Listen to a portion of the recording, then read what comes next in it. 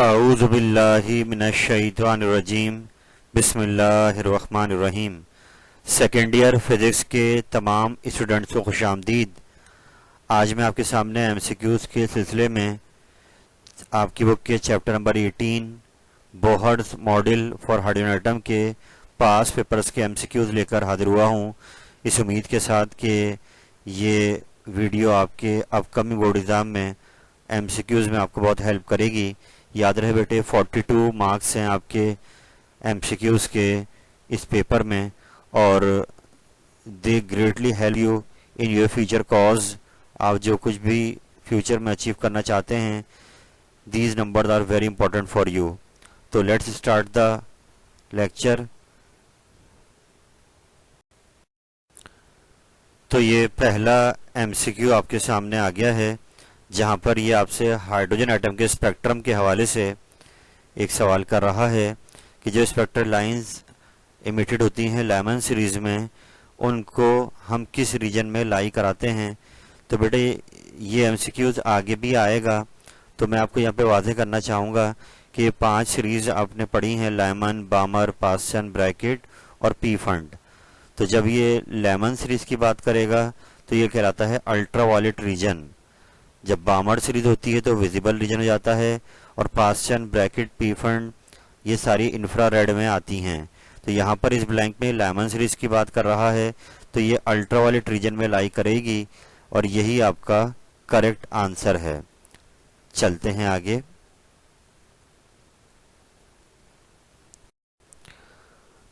अगला सवाल आपके सामने आ गया है, जहाँ पर ये पूछ रहा है कि अगर एक इलेक्ट्रॉन थर्ड ऑर्बिट से फर्स्ट ऑर्बिट में ट्रांजिट होकर आता है, तो आप बताइए जो लाइन स्पेक्ट्रम अब बनेगा वो किस सीरीज से बिलोंग करेगा। तो यहाँ पर मैंने नीचे मेंशन कर दिया है कि n=1 मतलब lemon, 2 बामर, 3 Paschen, 4 bracket, 5 P fund. तो जहाँ पर वो फाइनली ट्रांजिट होकर आया है बेटा, वही सीरीज ऑब्टेंड होती है। तो यहाँ पर वो थर्ड से फर्स्ट में आ रहा है, तो फर्स्ट में आपके लेमन है, तो लेमन सीरीज ही हमें ऑब्टेंड होगी। चलते हैं आगे। नेक्स्ट एमसीक्यू रिलेटेड है लेज़र से। ये टॉपिक चैप्टर 18 के अंदर आपने पढ़ा है, लेज़र की प्रोडक्शन आपने पढ़ी है, और लेज़र का एब्रीविएशन भी आपको आता है कि light amplification by stimulated emission of radiation. तो यहाँ पर 4 ऑप्शंस दिए गए हैं और पूछ रहा है आपसे कि लेज़र क्या प्रोड्यूस करता है। तो बहुत ही आसान है कि coherent beam of light laser produce करता है। बाकी 3 ऑप्शन गलत। तो बढ़ते हैं आगे। अगला एमसीक्यू भी लेज़र की प्रोडक्शन के दौरान कुछ फेजेस आते हैं, उनसे मुताल्लिक है कि जब इलेक्ट्रॉन फोटोन गेन करते हैं तो एक्साइट होकर एक E3 स्टेट में चले जाते हैं, जहाँ पर इनका लाइफ टाइम बहुत थोड़ा होता है, और ये सडनली यहाँ पर आकर कुछ अपनी हीट एनर्जी लॉस करते हैं और थोड़ा सा स्टेबल स्टेट में आने की कोशिश करते हैं। तो यहाँ ये पूछ रहा है कि एक्साइटेड स्टेट जो ये टॉप पर पहुँचा है, यहाँ पर इसके रुकने का लाइफ टाइम कितना है। तो ये बहुत कम है, 10⁻⁸ सेकेंड ये इसकी एक्साइटेड स्टेट की लाइफ टाइम है। तो ये करेक्ट आंसर है। चलते हैं आगे। अगला एमसीक्यू आपके सामने फिर लेज़र से आ गया है कि प्रोडक्शन ऑफ लेज़र में यहाँ पर पूछ रहा है आपसे कि जो प्रिंसिपल होता है लेज़र प्रोडक्शन का, वो इन 4 फिनोमेना में से किस पे बेस करता है। तो यानी जो सबसे मेजर ज़रूरत है जिसकी वजह से लेज़र बीम बनता है, वो आप नीचे देख भी सकते हैं कि पहले ये फोटोन एब्जॉर्ब करता है, इलेक्ट्रॉन एक्साइट होकर चला जाता है और एक्साइटेड स्टेट पर फिर ये कुछ वहाँ से स्पॉन्टेनियस एमिशन करता है और थोड़ा बीच की स्टेट में आता है जो मेटास्टेबल स्टेट कहलाती है। और ये आखिरी स्टेट जो है जहाँ पर मेटास्टेबल स्टेट पर उसको एक फोटोन और मारा जाता है और वो अपनी वो एनर्जी लूज कर फिर ग्राउंड पर आता है। तो यहाँ फोटोन जो एमिट हो रहे हैं वो लेज़र बनाते हैं। तो ये सबसे अहम स्टेप है, स्टिमुलेटेड इमिशन। तो ये आपका जो लास्ट ऑप्शन है वो करेक्ट आंसर है कि लास्ट ऑप्शन लेज़र बीम बनने के लिए सबसे अहम स्टेप है। चलते हैं आगे। ये नेक्स्ट एमसीक्यू आपके सामने आ गया है जो रिलेटेड है बोहर की थ्योरी से। ये चैप्टर 18 का स्टार्ट का ही टॉपिक है आपका, जिसमें उन्होंने रेडियस का रिलेशन भी आपको बना के दिखाया। तो यहाँ पर ये थर्ड ऑर्बिट और फर्स्ट ऑर्बिट की रेडियस की रेशियो मांग रहा है आपसे। तो ये रेडियस का मैंने फॉर्मूला यहाँ पे शो किया, फिर थर्ड ऑर्बिट में n आपका 3 हो जाएगा, तो R3 की वैल्यू बनाई। अब क्योंकि ये रेशियो मांग रहा है कि थर्ड बोहर रेडियस को ऊपर रखना है और फर्स्ट बोहर रेडियस को नीचे, तो मैं R1 को डिवाइड में लिया है तो थर्ड ऊपर आ गया, 1 R1 नीचे, तो यहाँ 9 और 9 के नीचे कुछ नहीं तो 1 होगा। तो R3 और R1 की जो रेशियो आ रही है वो 9:1 आ रही है। It means last option is the correct answer. चलते हैं आगे।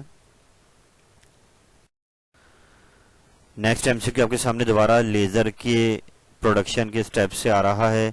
इससे ऊपर हमने एक्साइटेड स्टेट का लाइफ टाइम बताया, यहाँ पर ये आपसे मेटा स्टेबल स्टेट का लाइफ टाइम मांग रहा है। तो बेटा याद रखें ये बीच की स्टेट होती है लेज़र प्रोडक्शन में, जहाँ पर ये आपका इलेक्ट्रॉन अपने स्टेट को बढ़ाता है।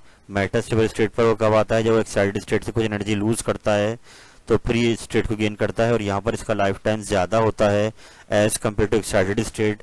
तो 10⁻³ सेकेंड, ये थर्ड ऑप्शन आपका करेक्ट आंसर है कि मेटा स्टेबल स्टेट पे उसका स्टेट ज़्यादा होता है as compare to excited state.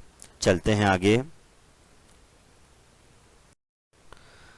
Next MCQ आपके सामने आ गया है, ये भी लेज़र प्रोडक्शन के हवाले से है कि कितने एनर्जी लेवल होते हैं लेज़र प्रोडक्शन में। तो बेटा बहुत आसान सा है कि 3 होते हैं। E1 इलेक्ट्रॉन फिर ग्राउंड स्टेट में होते हैं, फिर E3 एक्साइटेड को चले जाते हैं, और फिर मेटा स्टेबल स्टेट E2। तो ये 3 स्टेट होते हैं, इसलिए सेकंड ऑप्शन जो थर्ड है 3 energy level is the correct answer. चलते हैं आगे। नेक्स्ट एमसीक्यू आपके पास बामर सीरीज से आ रहा है कि इससे पहले हमने लाइमन सीरीज को किया था कि वो अल्ट्रावायलेट रीजन में लाई करती है, और मैंने वहीं पर ही आपको बताया था कि बामर विजिबल रीजन में होती है।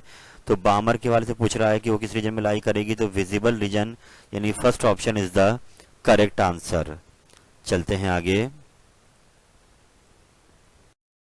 बेटे ये नेक्स्ट एमसीक्यू आपके सामने आ गया है, और ये भी लेज़र से मुताल्लिक है कि यहाँ पर ही आपसे पूछ रहा है कि laser produce due to, laser is produce due to, यानी नीचे 4 फिनोमेना दिए हुए हैं, उनमें सबसे अहम फैक्टर हमें नोट करना है। तो ये ब्लैंक ऊपर भी आ चुकी थी, मैंने आपको वहाँ समझाया था कि स्टिमुलेटेड इमिशन ऑफ रेडिएशन ये आखिरी स्टेप होता है जो कि लेज़र को बनने के लिए ज़रूरी है, और यही आपका करेक्ट आंसर है। बाकी 3 ऑप्शंस में लेज़र नहीं बनेगा। थर्ड ऑप्शन जो स्टिमुलेटेड इमिशन ऑफ रेडिएशन का है यही आपका करेक्ट आंसर है। चलते हैं आगे। अगला सवाल आ गया है बामर सीरीज से अकॉर्डिंग, और बामर आपको बताइए कि सेकेंड ऑर्बिट में होता है। तो इलेक्ट्रॉन जहां ट्रांजिट होकर आएगा, टर्मिनेट होगा जहां पर आकर, तो वो वही उसकी सीरीज बनेगी। तो यहाँ बामर सीरीज के लिए सेकेंड ऑर्बिट में वो टर्मिनेट होकर आएगा, तो it is the correct answer.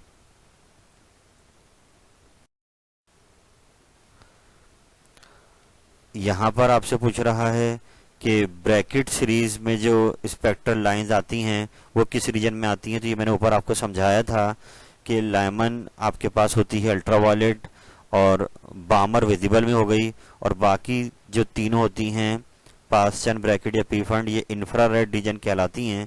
तो इंफ्रारेड में ही ब्रैकेट भी होगी, तो it is the correct answer. चलते हैं आगे।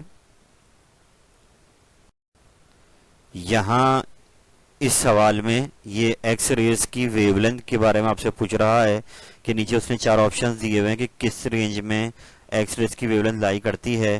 तो जैसा कि आपने फर्स्ट ईयर में भी पढ़ा है कि ये 1 एंगस्ट्रॉम यानी कि 10⁻⁻10 मीटर इसकी रेंज होती है वेवलेंथ की।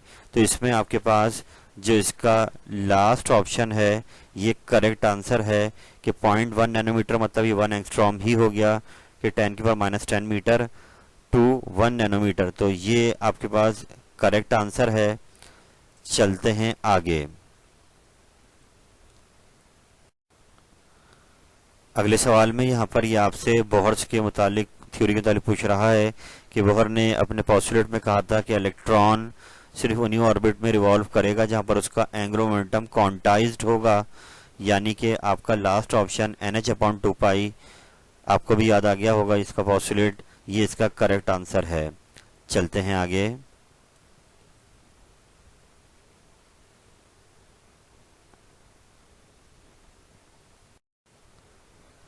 तो बेटा मैंने आपके सामने चैप्टर नंबर 18 के पास पेपर्स के तमाम MCQs डिस्कस किए हैं, इस उम्मीद के साथ कि आप इनको बार बार दोहराएंगे।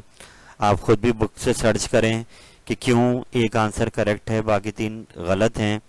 और होपफुली आप इन वर्किंग करेंगे तो याद रहे इनकी वर्किंग के नंबर्स आपको 42 मार्क्स हैं एमसीक्यूज के, तो ये वहाँ आपको बहुत हेल्प करेगा। तो मैं उम्मीद यही करूँगा कि आप इन तमाम एमसीक्यूज को बार बार दोहराएंगे और इससे मैक्सिमम बेनिफिट उठाएंगे। अल्लाह ताला आपका हामी नासिर हो। फ़ी अमानिल्लाह।